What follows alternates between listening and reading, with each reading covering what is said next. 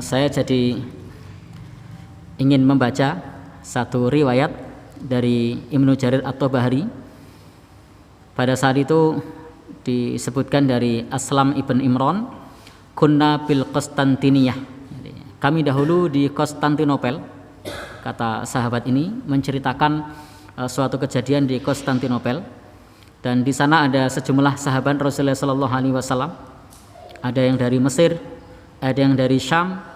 Di sana ada Uqbah ibn Amir, di sana ada Fudalah ibn Ubaid. Fakharaja safun azimun minar Rum. Maka pada saat itu ada serombongan pasukan yang besar dari orang-orang Romawi. Romawi pada saat itu adalah kekuatan negara superpower. Jadi negara yang sangat kuat pada saat itu. Adidaya, adikuasa pada saat itu. Yang pasukannya banyak, yang berpengalaman bertahun-tahun, berabad-abad, tetapi harus berhadapan dengan kaum muslimin. Maka fakharaja safun azimun minar Rum fasafafna lahum.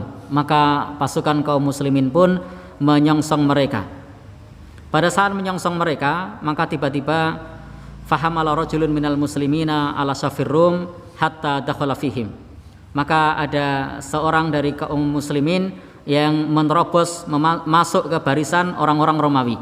Jadi ada prajurit tentara dari kaum muslimin yang menerobos barisan orang-orang Romawi, sehingga kacaulah konsentrasi orang-orang Romawi. Fasahan nas wa qalu. Maka ada orang yang berteriak dan berkata, subhanallah, maha suci Allah, ia telah melemparkan biyadihi ila tahlukah, dengan tangannya sendiri ke dalam kebinasaan. Jadi orang ini berteriak, maha suci Allah, dia telah membinasakan dirinya sendiri. Maka kemudian faqama Abu Ayyub Al-Ansari sahibu Rasulullah sallallahu alaihi wasallam. Maka Abu Ayyub Al-Ansari sahabat Rasulullah sallallahu alaihi wasallam kemudian berkata, ayuhan nas, wahai manusia, innakum tata'awwaluna hadhil ayah ala hadat ta'wil. Mengapa kalian mentakwilkan ayat ini dengan takwil seperti ini? Mengapa kalian mentakwilkan ayat ini dengan takwilan seperti ini?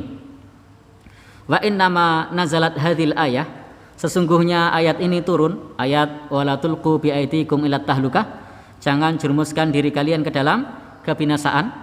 Itu adalah turun karena pada saat itu disebutkan oleh Abu Ayyub Al-Ansari, sejumlah kaum Ansor lamma azzallahu dinahu, ketika agama Islam sudah mulai kuat, agama Islam sudah mulai tegak, sudah mulai jaya, dan pada saat itu qala ba'duna li ba'din, sebagian satu dengan sebagian yang lain mereka berbicara, yang pada saat itu tidak diketahui oleh Rasulullah sallallahu alaihi wasallam.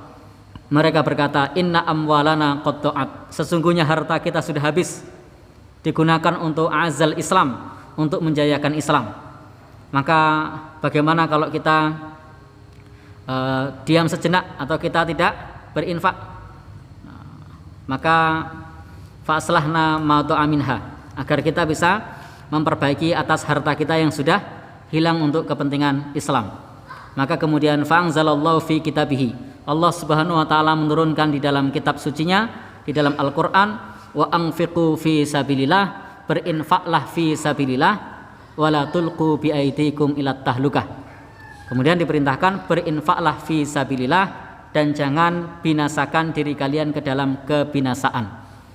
Maka ini maknanya adalah bahwa yang menjadikan binasa itu ketika umat sudah cinta dunia dan meninggalkan infak. Jadi kalau umat sudah cinta dunia meninggalkan infak, maka akan menjerumuskan diri kita ke dalam kebinasaan. Maka Al-Quran mengatakan wa anfiqu fi sabilillah, berinfaklah fi sabilillah, dan jangan jerumuskan diri kalian ke dalam kebinasaan.